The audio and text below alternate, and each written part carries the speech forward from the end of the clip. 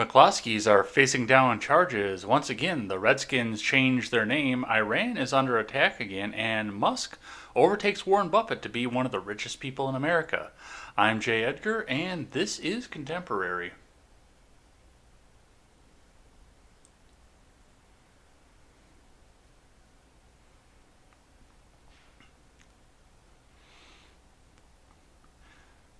Good morning and welcome to Contemporary. I'm your host, Jay Edgar. We've got a bunch of stuff to get to today, as we always do.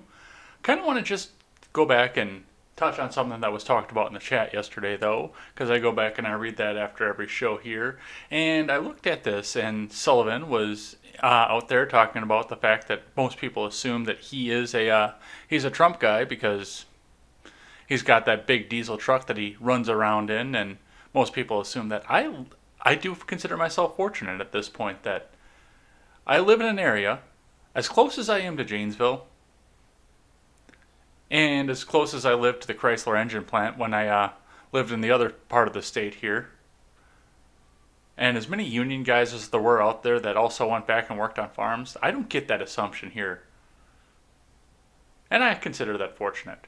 That's a little anecdote. I thought it was kind of cool, but that's about all that I have on that here. But we've got a ton to get to today. But before we get started with that, head on over to freedomscoop.com. Freedomscoop.com is going to be your one-stop shop for all of your news and commentary needs. We have got the Freckles and Brit Show. We have got my show. We've got the Generational Gap, which you will not be seeing up there for a little while because it appears that they got their stream shut down. We're going to see what we can do to mitigate that and see if we can get it back up and running again. But they got their stream shut down last night, so we'll see what happens over there. You can also go back over and check out Stephen Ignoramus, Wyatt Birkenhoff, and the R-Rated Conservative. Come and check us out here, check out some of our swag, and help support some great creators.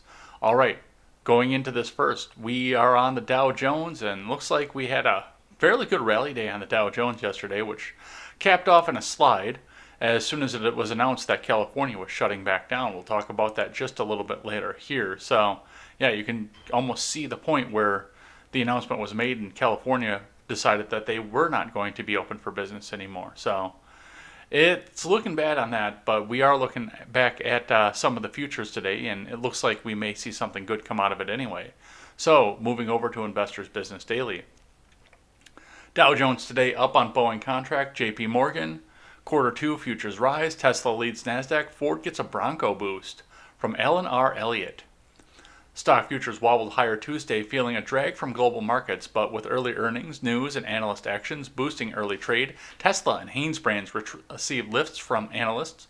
JP Morgan and Citigroup jumped on earnings. Boeing easily led the Dow Jones today after landing a $1.2 billion deal with the Air Force. Dow Jones futures strengthened 0.6%, S&P 500 futures climbed 0.5% above fair value. NASDAQ 100 futures edged up 0.25% on the stock market today, while small caps outpaced the overall pre-market action as Russell 2000 futures jumped 1.4%. Global markets moved lower Tuesday with benchmarks in Frankfurt and Paris down in more than 1% and London's FTSE 100 off 0.25%, crossing into afternoon trade. Tesla soared to the top of the NASDAQ 100, up 4%. Piper Sandler boosted the stock's price target from $23.99 from $9.39, citing faster than expected market share gains. Tesla on Monday reversed a 16% gain and ended down 3.1%, but has a 38.7% gain so far in July. Haynes topped the S&P 500, up 4.8% on an upgrade to outperform from Credit Suisse. Ford Motor moved up 2.3% after unveiling its reincarnated Bronco SUV on Monday night. I haven't even seen that yet. So now that I know that, I know what I'm going to be looking up as soon as I hop off the air there. And the biggest request that I have, as I always do, and as I've said about numerous other things, including the Follow TV show, please don't fuck this up. Because there are a lot of ways to make that Bronco go horribly wrong. And if you need a citation for this, look at the new Chevy Blazer. Industrial distributor Fastenal jumped 2.2% in pre-market action. The Winona, Minnesota-based company reported a healthy second quarter earnings beat. Revenue jumped 10%, also more than expected. Sales of personal and protective equipment offset lower sales of other goods, the company said. I didn't know they were out of Winona, Minnesota. That's not really far from where I grew up. That's interesting. Citigroup jumped 1.5% shortly after reporting its second quarter results. Chip names ran strongest among IBD 50 stocks. Taiwan Semiconductor swung 2.4% higher after a late-day upgrade to outperform on Monday from CLSA. The note also boosted the stock's price target to 500 from 315. Taiwan Semi ended Monday's session extended above a cup-with-handle buy point at 58.14. NVIDIA and AMD also ran high on the IBD 50 list, up 1.5% and 1.3% respectively. AMD is trading below a 59.10 buy point in a flat base.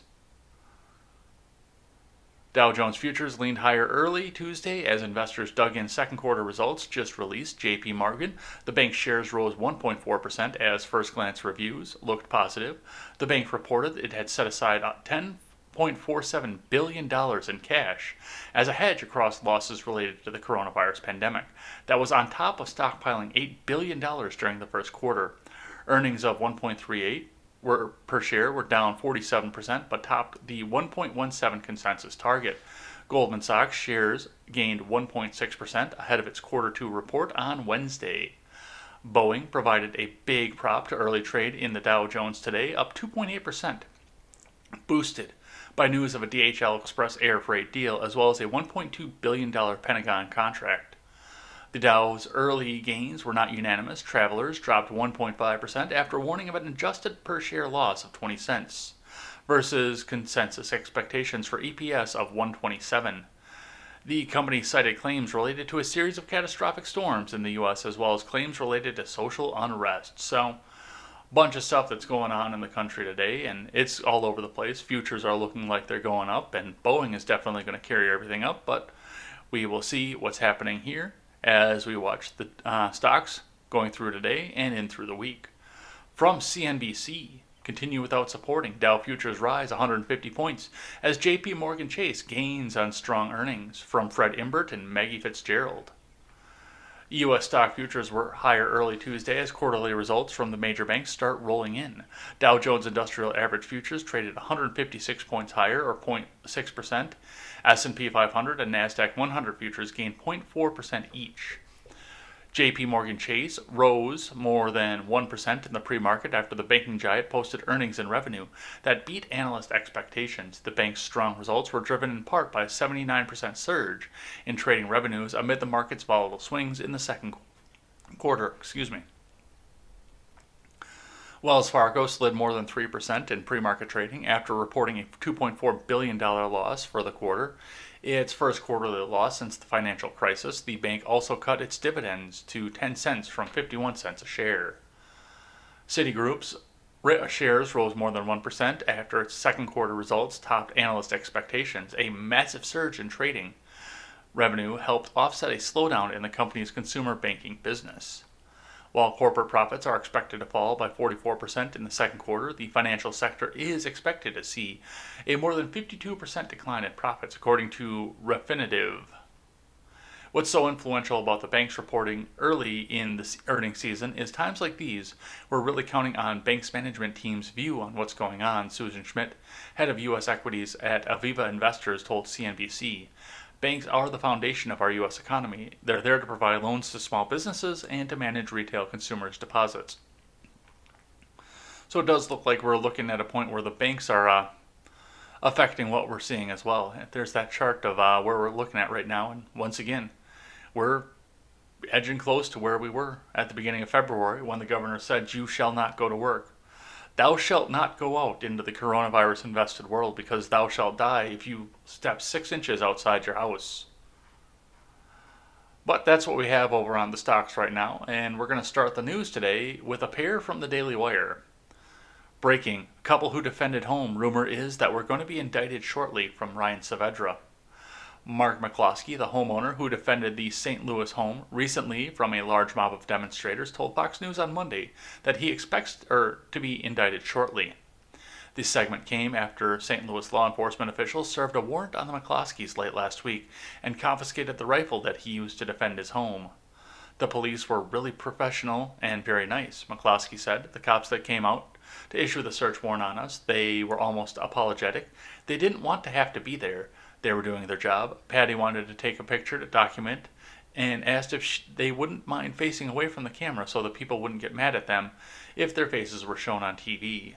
McCloskey said that the officers did not believe that he and his wife did anything wrong, but they were being forced to carry out the order by St. Louis Circuit Attorney Kimberly Gardner, a Democrat, who claimed that the McCloskeys defending their private property was a violent assault. My attorney advised me not to be on the show tonight because the rumor is that we're going to be indicted shortly, McCloskey said. Having said that, this is the same circuit attorney that released 35 of the protesters that torched and looted the downtown St. Louis area, but now she wants to indict me. I didn't shoot anybody, I just held my ground, protecting my house, and I'm sitting here on television tonight instead of dead or putting out the smoldering embers of my home.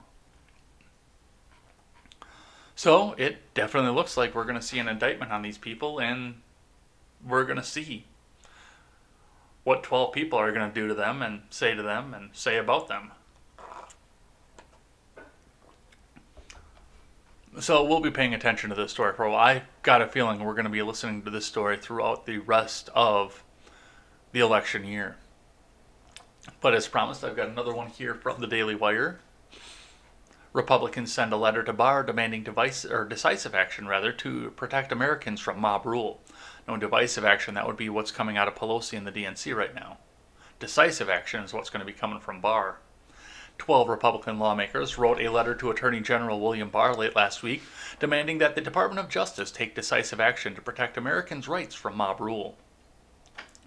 The letter came in response to the recent incident in St. Louis when two homeowners, Mark and Patricia McCloskey, stood armed outside their home to defend it from a large group of demonstrators who had entered their private neighborhood.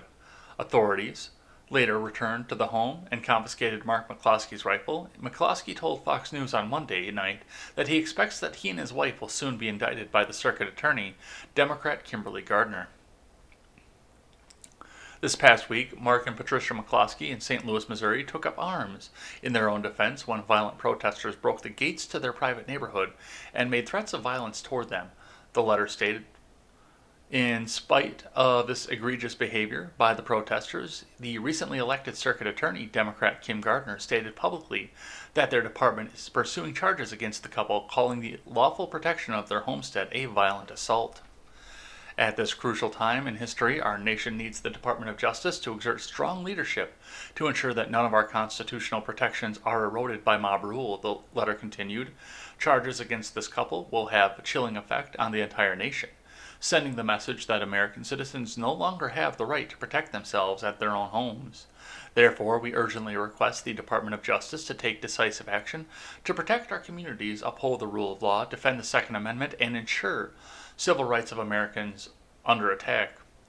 The letter was signed by Republican Representatives Louis Gohmert, Mo Brooks, Greg Steube, Brian Babin, Paul Gozer, Alex Mooney, Andy Harris, Ted Budd, Steve King, Steve Watkins, Jody Heiss, and Scott Perry.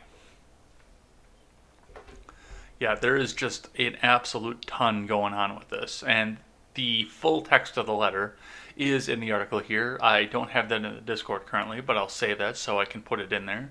And I know we'll be talking about this coming Monday as well. So I can't believe they're getting charged for a crime, but I mean, what they're saying on this is absolutely right. If we go down the path of words are violence and these people need to be arrested for the fact that they defended their own homes, where do we stop from here?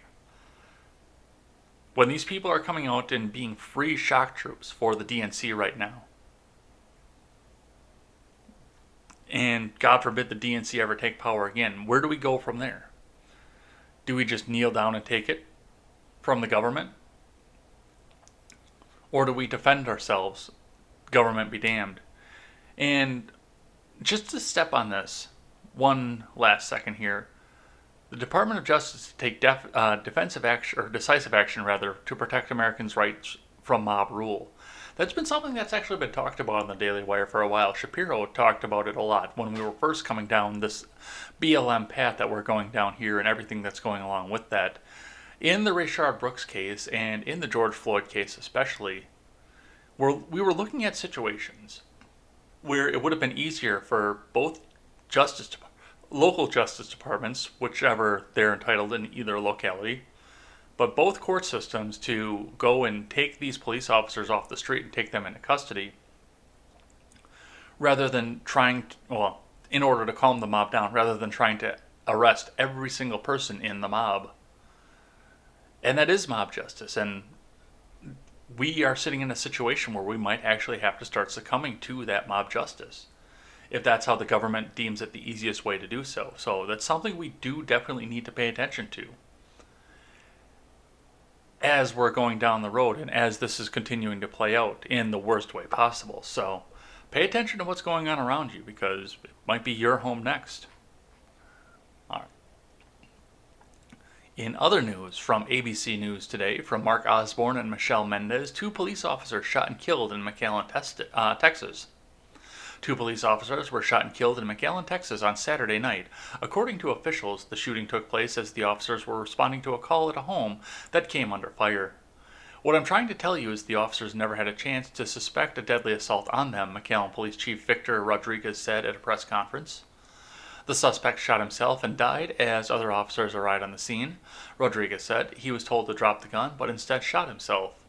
Officers Edelmiro Garza and Ismael Chavez were both killed. Garza had been on the force for about 9 years, while Chavez had been employed by McAllen for about 2.5 years. Both officers were pronounced dead at the local hospital. The suspect, identified as Eldon Caramillo, had a history of arrests. His previous charges included driving under the influence, fleeing from officers, assault, and marijuana possession, Rodriguez said. These are difficult moments, Rodriguez said. The officers came here to maintain peace. Instead, they were taken down by gunfire. The next few days will be very difficult, he added. McAllen is located in the southernmost Texas along the Mexican border. I cannot tell you how many calls I've taken or missed in the last couple hours, Rodriguez said. Governor Greg Abbott sent his prayers to the officers and their families in a call. The officers were not wearing body cameras, and Rodriguez said he does not believe the dash camera in the officer's car would have picked up the shooting as it was parked away from the home. Rodriguez said there was still much they did not know about the incident, and the investigation will continue. Our department and our officers stand by each other. Together we're strong, and I think that's what will help us through these next few weeks, Rodriguez said. And I wanted to make sure that I got this up on the story here, because I'm pretty positive the story is going to get buried fairly soon. We're going to hear about it from the shock of it right from the beginning, but there's no way no mainstream is going to cover it. And I had to go to ABC News to find it, because your Fox, your MSNBC, your CNN, they are not covering this. They don't even know this happened. Well, they know what happened. They're not covering any of this stuff.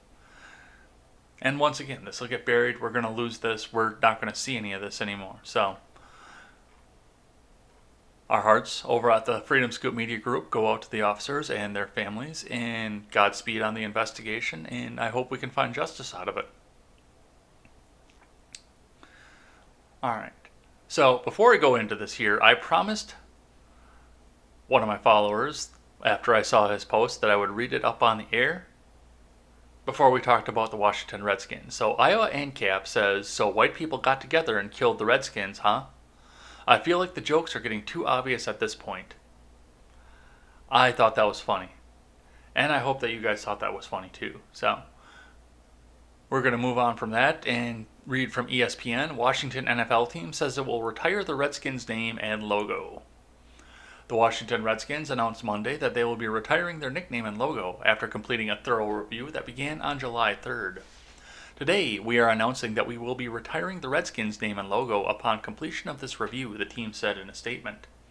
Dan Snyder and coach Ron Rivera are working closely to develop a new name and design approach that will enhance the standing of our proud, tradition-rich franchise and inspire our sponsors, fans, and community for the next 100 years. It has been widely expected that Washington would change its name, and one source said Saturday night that an announcement of a new name would come soon. Sports Business Daily reported that the announcement of a new name has been delayed because the trademark issues are pending. The NFL and Dan Snyder have finally made the right call and changed the mascot, commends them for it. Ray Hilbritter, Oneida Nation representative and head of the Change the Mascot campaign, said in a statement today, "This is a good decision for the country, not just Native people, since it closes a painful chapter of denigration and disrespect towards Native Americans and other people of color. Future generations of Native youth will no longer be subjected to this offensive and harmful slur every Sunday during football season." Nope, no NFL for me this year. I already made that decision, but I feel like it needs to be carried forward. We have made it clear that from the start that this movement was never about political correctness, but seeking to prevent unnecessary harm to our youth, since we know from social scientists the many harmful effects this mascot has on the Native American self-image. Today marks the start of a new chapter for the NFL and the Washington franchise, beginning a new legacy that can be more inclusive for fans of all backgrounds. What do you think they're going to change it to? What should they change it to? Live chat, tell us what they should change this to. I know that Stephen Ignoramus said the Washington Orangemen is what it should be. And I like that. But, here's the reality. What happens to the Cleveland Indians? And what happens, are they going to scrub Major League off of all the streaming services? Is your Major League DVD going to be a collector's item because you can't find it anymore because it got pulled off all the store shelves? And aren't there other teams too that have names like this around the country? The Atlanta Braves, there we go. That's another one. So we'll see what happens off of that. I'm kind of curious to see what they're going to throw it up there. They'll probably just throw some generic animal up in its place like Carolina did with the Panthers. Or Tennessee with the Titans, I guess, because they used to be the Houston Oilers. So, we'll see what happens out of this. Let's keep going here. From Fox News, going back to the Corona Chan, because it's time for that crap again. Newsom orders closure of indoor activities across California as coronavirus cases increase. From Andrew O'Reilly.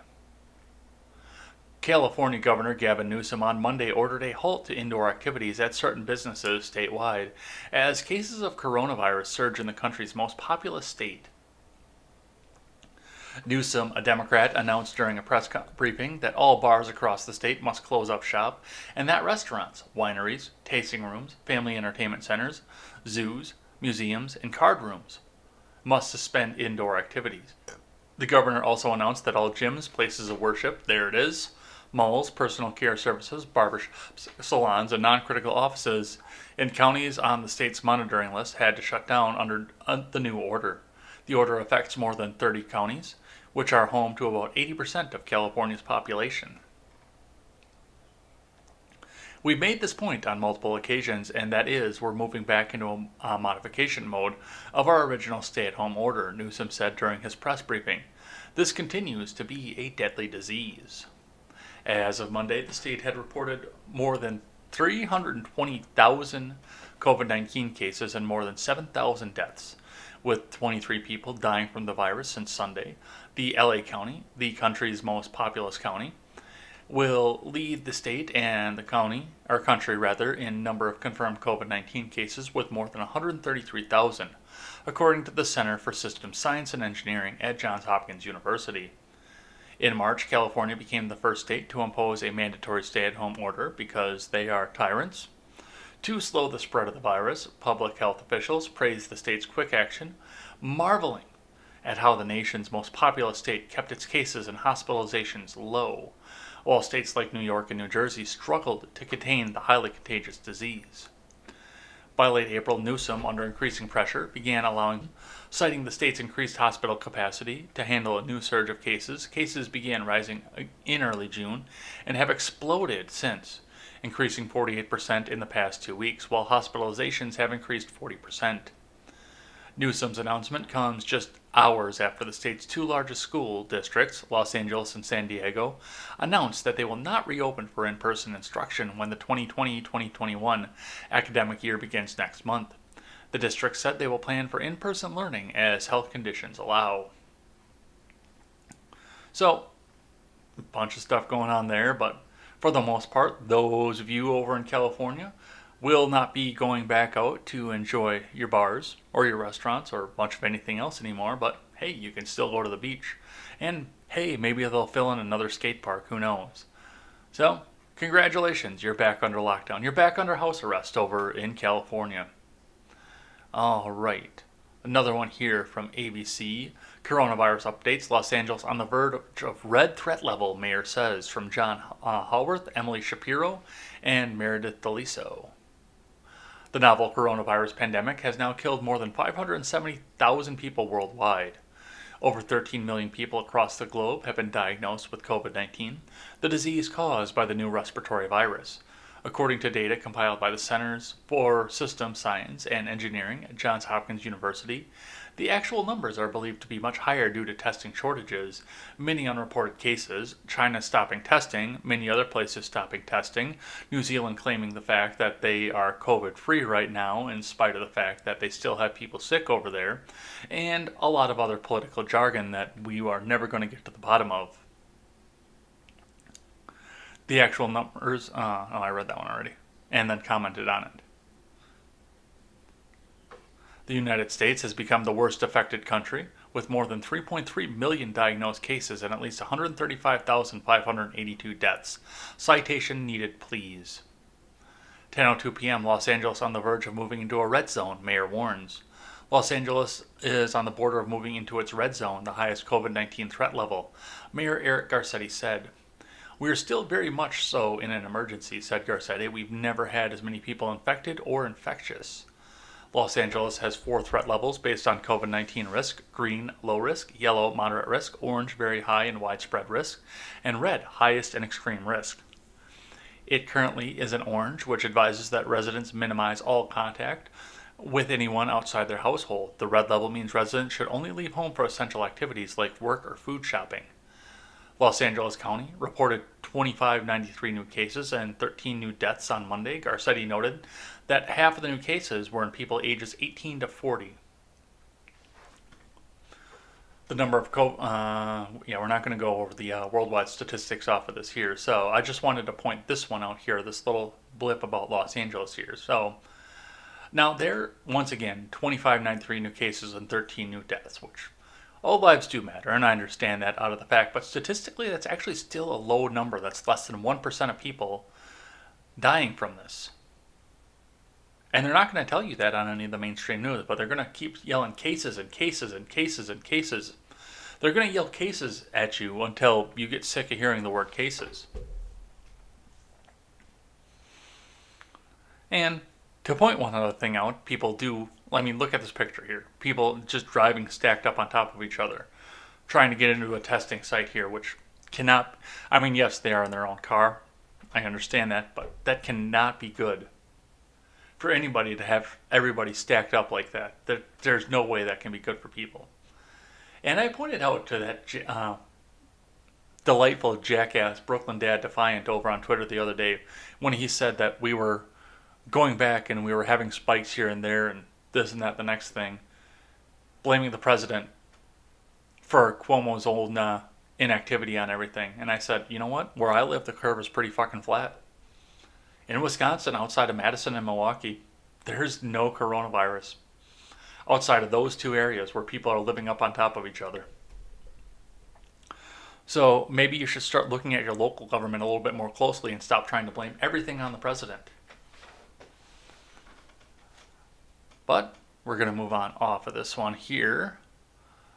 Another one here for COVID-19. Chinese virologist in hiding after accusing Beijing of coronavirus cover-up, from Ebony Bowden over at the New York Post. A respected Chinese virologist who said she did some of the earliest research into COVID-19 last year has accused Beijing of lying about when it learned of the deadly virus and engaging in an extensive cover-up of her work, according to a new report. In a new interview with Fox News, Dr. Li Meng Yang says her supervisors at the Hong Kong School of Public Health, a reference laboratory for the World Health Organization, silenced her when she sounded the alarm about human-to-human transmission in December last year. In April, Yan fled Hong Kong and escaped to America. To raise awareness about the pandemic, the report said, she told Fox News she is now living in hiding in the U.S. and fears for her life. The reason I came to the U.S. is because I deliver the message of truth of COVID, Yan said, of the virus that has so far infected 12.3 million people worldwide and killed 555,000. Yan said that her supervisors at the laboratory asked her in December to study an unusual cluster of SARS-like cases coming out of mainland China. She was approached by a scientist friend at the Centers for Disease Control in China on December 31st who warned her about human-to-human transmission, which she flagged with her boss, who just nodded. On January 9th, the WHO released a statement saying Chinese authorities informed them that this wasn't possible, claiming the disease does not transmit readily between people. I already know that would happen because I know the corruption among this kind of international organization, like the WHO to China government and the China Communist Party, she said. So basically, I accept it, but I don't want this misleading information to spread to the world. Yan said her boss at the lab warned her to keep silent when she raised her research with him again in mid-January and told her, "We will get in trouble and we will be disappeared." The international community has called for an extensive investigation into the origins of the virus that was first reported in Wuhan last year. Chinese Communist government has refused to let outside investigators into the country. So, got a couple things that are going on with that, of course. But we've known this from the beginning. China lied about what was going on from this. There are people that are saying that this didn't come out of China, that this started in Italy as well. But it's gone all around the world, and like I mentioned in the last article, places like New Zealand are coming out and saying that we're coronavirus free. To which I pointed out to the person that said that you're also not trying to unseat an outsider president who was doing well up until the coronavirus hit. And you wonder why there's no second wave anywhere else around the world. All right, from Fox Business, we will keep going. Cuomo threatens $2,000 fine if you break coronavirus quarantine rules. From Daniela Genovese. Travelers flying into New York from states with high infection rates of COVID-19 will be required to provide their contact information upon arrival for face a fine and court summons, New York Governor Andrew Cuomo tweeted on Monday. Here, if God forbid I have to go to New York for anything, for any reason whatsoever, God forbid I have to go through New York, and they tell me I have to provide contact information, that's what they're going to get right there. Come back with a warrant. Passengers flying in from the 19 states on New York's rolling quarantine list are now required to fill out a form detailing where they came from and where they're going before they leave the airport, Cuomo announced during a press conference on Monday. Nope. I've got a Fourth Amendment. Bitch. We can't be in another situation where we have people coming from other states in the country bringing the virus, Cuomo said. The order comes one day after roughly 1% of over 50,000 people tested in the state once the epicenter of the pandemic had tested positive for the virus. Meanwhile, infection rates in other states around the country have skyrocketed. In order to keep history from repeating itself, Cuomo, alongside other governors in the tri-state area, are keeping a watchful eye on the rest of the country where cases are surging. The airlines will hand out forms to passengers during their flights, and I would promptly wipe my ass with it. However, the form will also be available online, Cuomo said. If a traveler leaves the airport without filling out the form, they will be immediately handed a summons with a $2,000 fine.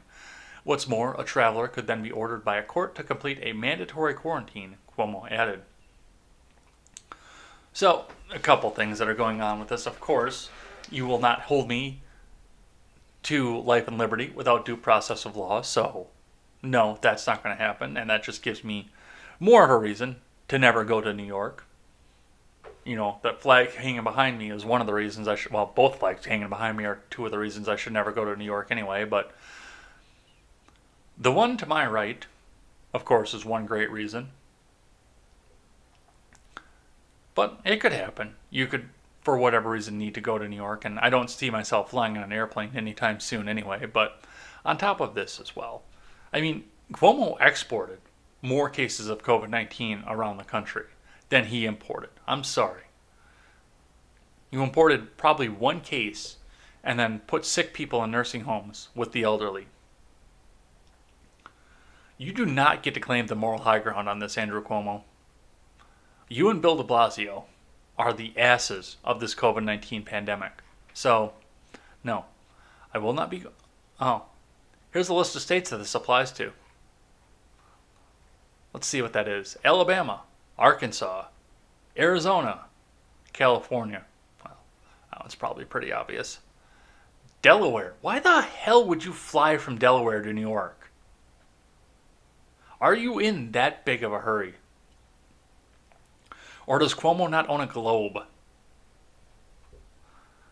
Florida, Georgia, Iowa, Idaho, Kansas, Louisiana, Mississippi, North Carolina, Nevada, Oklahoma. Well, Ron, I guess you better not go over to New York. Silly, you probably shouldn't go either, because I see that your state's up in there as well. South Carolina, Tennessee, Texas, and Utah. See, well, it looks like you're out too. Hey, I just gave half my audience reasons to never go to New York, as if they actually needed them. So, that is what we're going to be seeing out of this. And yeah, like I said, if they hand me that sheet of paper, I'm going to tell them to get bent. I almost want to book a flight to New York just to go tell them to fuck off at this point. Not because I actually want to go to New York, just to do my public dissent. Have you done your public dissent today? Have you done your civil disobedience today? Be honest. If not, you better get a move on. All right, let's keep going here. Ghislaine Maxwell didn't kill herself. From Fox News, Ghislaine Maxwell wrapped her phone in tinfoil in bid to evade law enforcement, feds say. From Luis Casiano, Marta Danis. Ghislaine Maxwell, the British socialite arrested earlier this month for allegedly conspiring with Jeffrey Epstein to sexually abuse underage girls, tried to evade FBI agents before she was taken into custody and wrapped her cell phone in tinfoil to avoid detection, federal prosecutors said on Monday. The details were cited in court documents during arguments against Maxwell's request for a $5 million bond while she awaits her trial. The bond would be secured by 6 co-signers and a property in the United Kingdom worth $3.75 million. Prosecutors argued against Maxwell's release, saying she poses a flight risk and is skilled at living in hiding. They cited her wealth, lack of meaningful ties to the New York area, and her French citizenship. France does not extradite its citizens to the United States per French law. The court papers highlighted some of the events during Maxwell's July 2nd arrest at her $1 million New Hampshire home. When FBI agents arrived, they breached the front gate and ordered Maxwell to open the front door to the main house, prosecutors said. Through a window, the agents saw the defendant ignore the direction to open the door and instead try to flee to another room in the house, quickly shutting a door behind her, the documents read.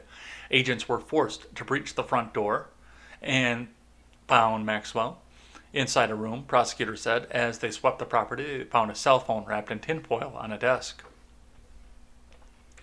They also noticed a cell phone wrapped in tinfoil on top of the desk, seemingly misguided effort to evade detection.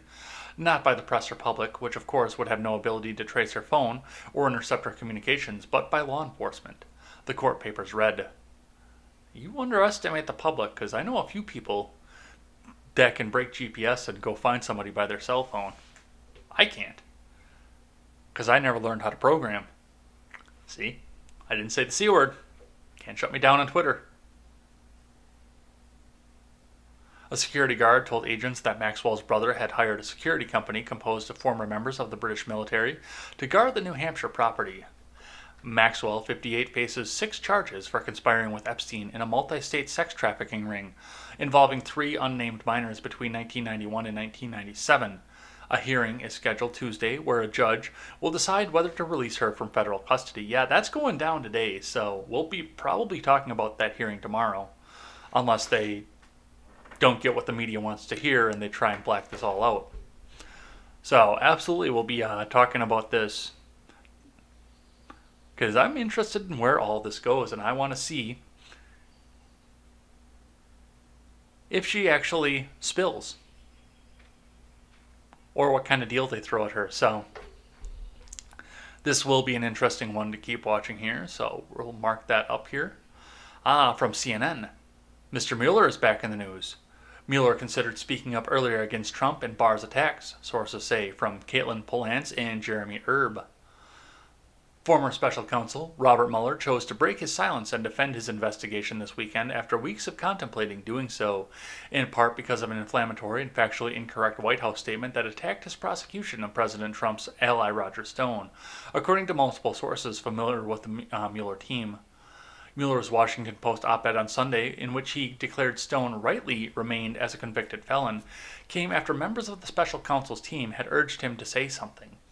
Mueller has considered publicly defending his former office and their findings on Russian interference in the 2016 election for months, especially after the Justice Department reversed his decision to prosecute former National Security Advisor Michael Flynn, the sources said. Mueller decided not to speak after the Flynn reversal, according to the sources, but the attacks by the White House justifying Stone's commutation on Friday finally pushed him to speak out and break away from his strict approach to stay out of the political fray. The public statement from the former special counsel, known for remaining silent, was a signal of just how far Trump Attorney General William Barr and Trump's Republican allies in Congress have sought to attack and undermine the 2-year investigation into Russian election interference. Yeah. That's rich coming from CNN. In recent months, Barr has pushed to lighten Stone's now commuted sentence and is attempting to drop Flynn's lying charge, while the Trump administration has declassified a series of documents that Republicans and the Trump campaign have used to attack the origins of the Russia probe and Trump's 2020 presumptive opponent, former Vice President Joe Biden. Mueller's op-ed directly rebutted. Wait, now they're tying the Russia probe to Joe Biden? I thought he was a Ukraine guy. Mueller's op-ed directly rebutted the White House's announcement that Trump would commute Stone's sentence. The White House had called Mueller's work a baseless investigation and witch hunt, and Stone's prosecution the product of recklessness born of frustration and malice from overzealous prosecutors. Mueller wrote that the prosecutors acted with the highest integrity. Claims to the contrary are false. He reiterated that Stone was rightly convicted of obstruction, lying to Congress, and witness tampering, and that Russian efforts to interfere with the election to help Trump campaign deserved investigation. And yet, you didn't find anything. And you came out and said that. So, yeah, we're going to go right down this once again, going into an election year. I said a couple weeks ago, buckle yourselves in. It's going to be an amazing election year, and it thus far has not disappointed. So keep watching this, because that's what we're going to do, is election year madness. All right, from the Daily Wire. I've only got a couple more here, and then we'll do a Twitter trending. Pelosi must go, Speaker blasted from the left over corporate interests, from Emily Zanotti. Even Speaker of the House Nancy Pelosi is not safe from cancellation mobs, it turns out, as she discovered this weekend when she became the target of a progressive effort to oust her from her long-held seat in the House of Representatives. Pelosi is the target of an attack from the left and will face Shahid Buttar in the general election in November. Buttar is, like many left-leaning insurgent candidates, a democratic socialist, as Town Hall notes, a resume of progressive bona fides, including several trips to Burning Man, and plenty of socially conscious music and poetry available for free on SoundCloud. He's also an immigrant and a Muslim and wears his hair in a man bun. Buttar finished second in the primary and represents Pelosi's first general election challenger from within the Democrat Party in 30 years, Town Hall reports. Unlike Pelosi, Buttar supports the Green New Deal, single-payer health care, or, in the alternative, the more realistic Medicare for All plan proposed during the 2020 Democratic presidential primary by Senator Bernie Sanders. What is the difference between Medicare for All and single-payer? Because if Medicare is for all, then there is one single payer. But single payer sounds like communism, apparently. And Medicare for all is, well, we have Medicare already. So you could just make it in and Medicare for all. And that will be all. And I will get my pudding cup. And my supporters will love me. Pelosi has, despite her position as a leading congressional opponent to President Donald Trump, been a top target of Justice Democrats and Democratic Socialists. In 2016, her office was the first stop for the then newly elected Representative Alexandria Ocasio-Cortez, who joined a Green New Deal protest outside the Speaker's front door, rather than step in for an appointment. Since then, progressives like Representative Ilhan Omar and Representative Rashida Tlaib have challenged Pelosi to censure or otherwise punish them for statements made about far-left policies. On Saturday, Buttar's campaign organized and deployed social media campaign targeting Pelosi directly with a hashtag Pelosi must go in order to force the Speaker to debate Buttar publicly.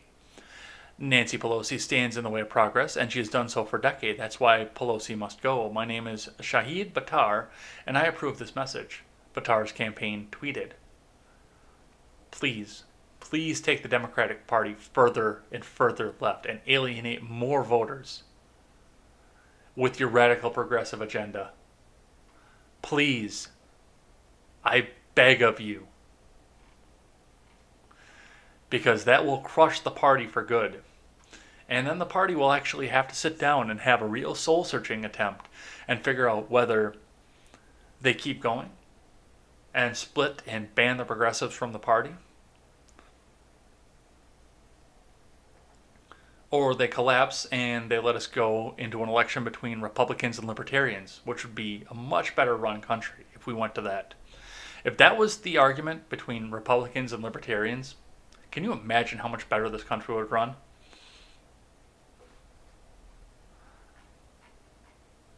Alright. But that's what we have to say on that. And now I've got some video for you here. So, from Beyonce of Marketing, Angela Davis explained all sides of why we're voting Biden in November so well. The best choice isn't always your favorite, and that's life. The stakes are high.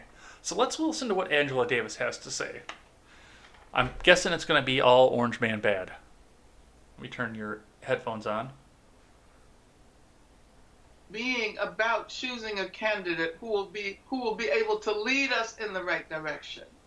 It will be about choosing a candidate who can be most effectively pressured into allowing more space for the evolving anti-racist movement. Biden is very problematic in many ways. He is not only in terms of his past and the role that he played in pushing toward mass incarceration, but he has indicated that he is opposed to disbanding the police. And this is definitely what we need. We need to reconceptualize the very notion of public safety. But, I say but, Biden is far more likely to take mass demands seriously, far more likely than the current occupant of the White House. So basically, from what she said there, and we'll go finish it out here in just a sec, but I got to point this out. Basically, this is an Orange Man bad rant. We don't like Biden, but Orange Man bad, so we've got to use him and get up there. So, of course, we've got to all circle behind Biden, which seems to be what the entire primary race was about at the end of it. I have said, now I voted Trump in 2016 because I had no idea what it was that he was going to do or how he was going to do it. I voted for the man in 2016. But after the Patriot Act renewal, no, I'm not voting for him again. I am not. And this is, I mean, yes, I would see it as practical at this point to vote for Trump, to try and come back and make sure that socialism never takes hold in the United States. That would be a practical reason to vote for Trump, but he has not earned my vote. So no, I will not vote against somebody. But that seems to be the anger of the Democrat Party, is that that's all they're going to do is vote against somebody. They're not voting for Biden, they're voting against Biden. Or, I'm sorry, they're voting against Trump. That's what they're doing. They don't believe any of the bullshit that's coming on there. But, of course, the other thing that they find out of this is the fact that Biden is a steward candidate, and he will succumb to the pressure coming out of the crowd and the mob that are all angry about the fact that he is the nominee, but feel powerless to do anything about it. Let's finish this out here. That this coming November, the election will ask us not so much to vote for the best candidate, but to vote for or against ourselves. And to vote for ourselves, I think, means that we will have to campaign for and vote for Biden. All right, so yeah, that's exactly what it is. They're not voting for Biden. They don't like Biden. They can't stand the guy either. But they have to vote against Evil Orange Man. Evil Orange Man bad, so we have to vote against him. I'm going to save that one too. All right, couple more here. Iran's nuclear facilities are mysteriously under attack. From Fox News, from Holly McKay. Black smoke rose as flames engulfed the Shahid Tanguyan petrochemical plant in the Khuzestan province of Iran late Sunday afternoon.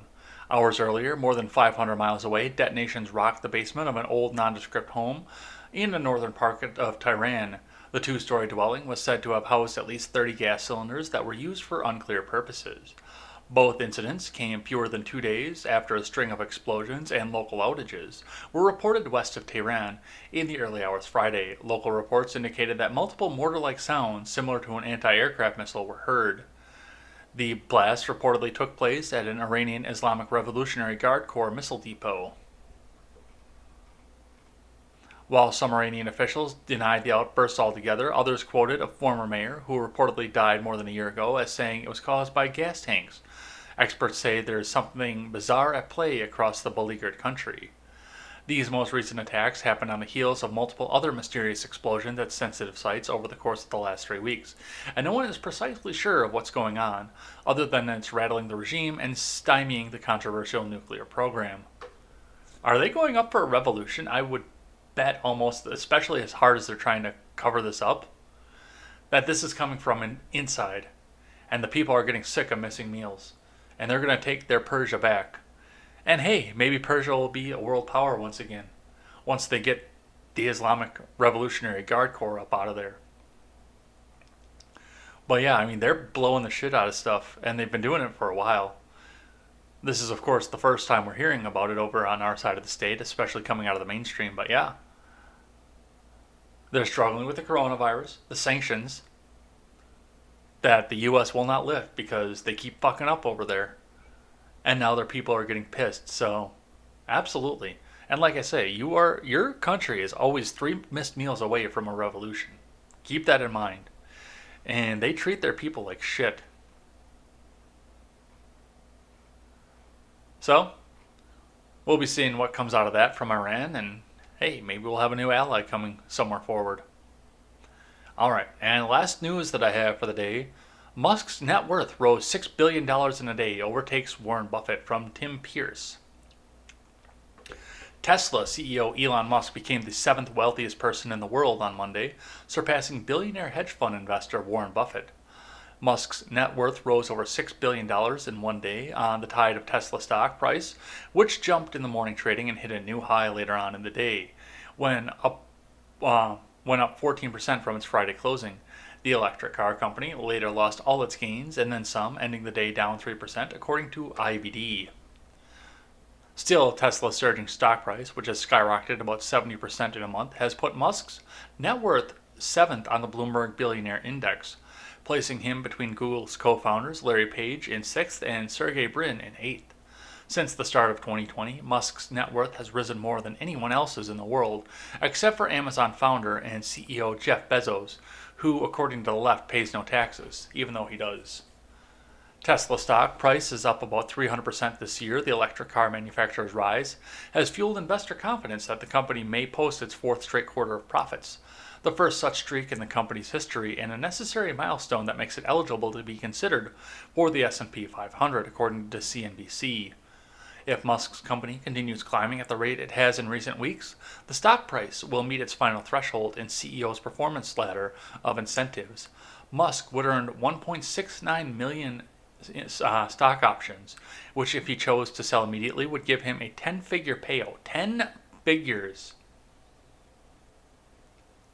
Billion. Wow. The company's stock price may be severely overinflated, some Wall Street analysts warn. Tesla's surging stock price has confounded experts who are trying to make sense of the sudden and meteoric rise of the electric car company. Well, I mean, electric cars are kind of fun. It's kind of a good idea, especially if you're really environmental. And Tesla's car is not your standard Prius. It's kind of a cool car. It's kind of fast. It's kind of fun to drive. I don't know if it's fun to drive. I've never actually driven one, but I'd like to. I mean, I could see myself in a Tesla. They are not allowed to be sold in Wisconsin due to state law regulations, but I could see myself driving a Tesla. And this is a guy who drives around in a V8 pickup truck every day and won't buy the EcoBoost option, but I would drive a Tesla. I absolutely would. So, Elon Musk is rich. I would love to interview Elon Musk. I have got to find a way to get an ear with this guy, because I would love to have him on an interview on the Red Ned Show. Because I bet you this guy's got a ton of stuff to say. So, that's going to be it for news out of the day. So, we'll go ahead and check that out. But now it's Tuesday, so now we're going to read the Twitter trending, which I actually already have queued up today. So we'll go ahead and give this a quick refresh to make sure we get the latest trends. And we're going to skip all the Tuesday thoughts and stuff like that. They've got an advertisement promoted by Burger King Cow's Menu to try and reduce methane emissions. Yeah, if you ever wanted a reason not to go eat at Burger King anymore, there it is right there. T-Mobile Tuesdays.